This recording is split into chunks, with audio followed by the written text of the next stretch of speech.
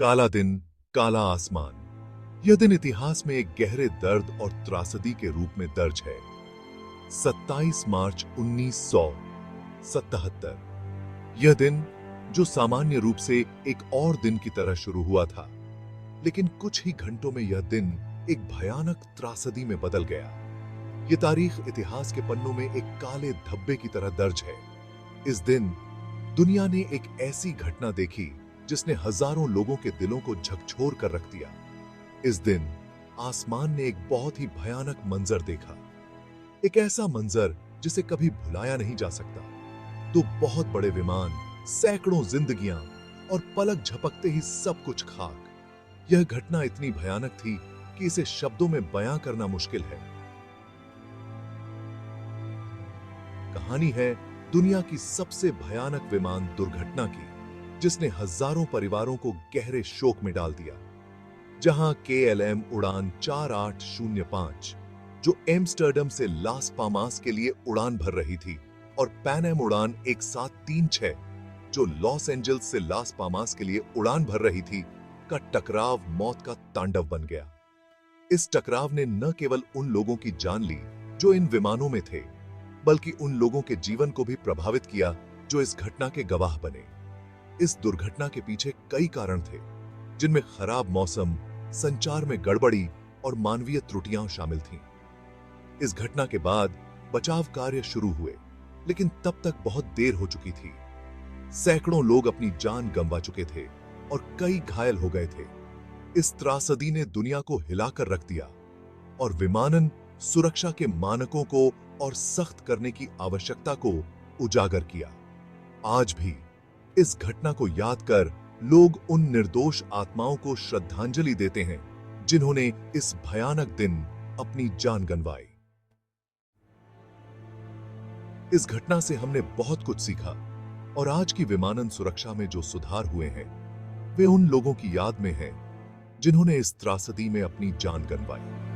काला दिन, काला आसमान, लेकिन एक नई सुबह की उम्मीद के साथ। दो सपनों की उड़ान। KLM उड़ान 4805 नीदरलैंड से आई थी। छुट्टियां मनाने का सपना लिए सैकड़ों लोग इस उड़ान में सवार थे। वहीं पैन एम उड़ान 1736 अमेरिका से आई थी, और उसमें भी खुशियों से भरे लोग सवार थे। दोनों विमानों का मंजिल था कैनरी द्वीप समूह, मगर किस्मत को कुछ और ही मंजूर था। आसमान में काले बादल छाए हुए थे, जैसे कोई बड़ी विपत्ति आने वाली हो। बिजली की कड़क और तेज हवाओं ने माहौल को और भी डरावना बना दिया था। लोस रोदियोस हवाई अड्डा, टेनरीफ। यह हवाई अड्डा आम दिनों में भीड़भाड़ से भरा रहता है, लेकिन आज का दिन कुछ अलग था। तूफान और कोहरे ने इसे और भी चुनौतीपूर्ण बना दिया था। घना कोहरा छाया हुआ था। कोहरे की वजह से दृश्यता बहुत कम हो गई थी। पायलटों के लिए यह एक बड़ी चुनौती थी, क्योंकि रनवे का एक भी हिस्सा साफ दिखाई नहीं दे रहा था।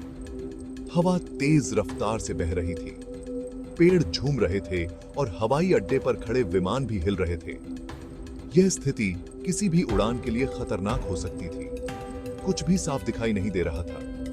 पायलटों को अपने उपकरणों पर पूरी तरह निर्भर रहना पड़ रहा था। यह एक कठिन परीक्षा थी, जिसमें एक छोटी सी गलती भी बड़ी दुर्घटना का कारण बन सकती थी। हवाई अड्डे पर बहुत घबराहट थी। यात्री अपने गंतव्य तक पहुंचने के लिए बेचैन थे, लेकिन मौसम की स्थिति ने सबको असमंजस में डाल दिया था। हर कोई अपने प्रियजनों से संपर्क करने की कोशिश कर रहा था। एक बम विस्फोट की अफवाह के कारण टेनरीफ हवाई अड्डे पर उड़ानों का बोझ बढ़ गया था। सुरक्षा जांच कड़ी कर दी गई थी और हर कोई चिंतित था। इस अफवाह ने स्थिति को और भी तनावपूर्ण बना दिया था। KLM और पैन एम की उड़ानें भी इसी भीड़ का हिस्सा थीं। दोनों विमान अपने निर्धारित समय से देरी से उड़ान भरने की प्रतीक्षा कर रहे थे। पायलट और क्रू मेंबर भी इस तनावपूर्ण माहौल में अपने कर्तव्यों का पालन कर रहे।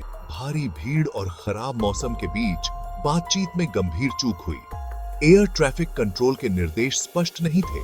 KLM के पायलटों से पैन एम के विमान को रनवे पर देखने की भूल हो गई और फिर जो हुआ वो इतिहास बन गया। एक जोरदार धमाका। केएलएम का विमान पैन एम के विमान के ऊपर से गुजरते हुए उसके बीच जा टकराया। दोनों ही विमानों के परखच्चे उड़ गए। आग का गोला हर तरफ फैल गया। चीखें गूंज उठीं। जो लोग इस हादसे को देख रहे थे डर गए। मौत का तांडव शुरू हो गया था। टकराव के बाद चारों ओर आग और धुएं का गुबार छा गया। चीखें गूंज रही थीं। घायल लोग मदद के लिए चिल्ला रहे थे, लेकिन आग इतनी भयानक थी कि पास जाना भी मुश्किल था। बचाव दल तुरंत घटनास्थल पर पहुंचे, लेकिन आग और धुएं के कारण बचाव कार्य में भारी दिक्कतें आ रही थीं। हर तरफ लाशें ही लाशें बिछी हुई थीं। कुछ ही लोग जिंदा बचे थे जिन्हें बड़ी मुश्किल से बचाया गया। इस भयानक हादसे ने पूरी दुनिया को हिलाकर रख दिया। 583 लोगों की मौत हो गई। इस हादसे ने विमानन उद्योग को झकझोर कर रख दिया। यह कहानी है एक ऐसी घटना की जिसने पूरे विमानन जगत को हिलाकर रख दिया। टेनेराइफ हवाई अड्डे की यह त्रासदी एक सबक बन गई। 27 मार्च 1977 का दिन, जब दो विशालकाय विमान रनवे पर टकरा गए। इस हादसे में 587 लोगों की जान चली गई, जो आज भी विमानन इतिहास की सबसे बड़ी दुर्घटनाओं में से एक मानी जाती है। इस हादसे के बाद विमानन सुरक्षा में कई महत्वपूर्ण बदलाव किए गए। नए नियम बनाए गए ताकि ऐसी घटनाओं की पुनरावृत्ति न हो। पायलटों और एयर ट्रैफिक कंट्रोलर्स के बीच संचार को और भी स्पष्ट और सटीक बनाने के लिए नए प्रोटोकॉल लागू किए गए। तकनीक में सुधार किया गया ताकि विमान और हवाई अड्डों की सुरक्षा को और भी मजबूत किया जा सके। आधुनिक कॉकपिट और नियंत्रण प्रणालियों ने विमानन को और भी सुरक्षित बना दिया और पायलटों को बेहतर प्रशिक्षण दिया जाने लगा। अब पायलटों को सिमुलेटर में वास्तविक परिस्थितियों का सामना करने की ट्रेनिंग दी जाती है, जिससे वे किसी भी आपात स्थिति में सही निर्णय ले सकें।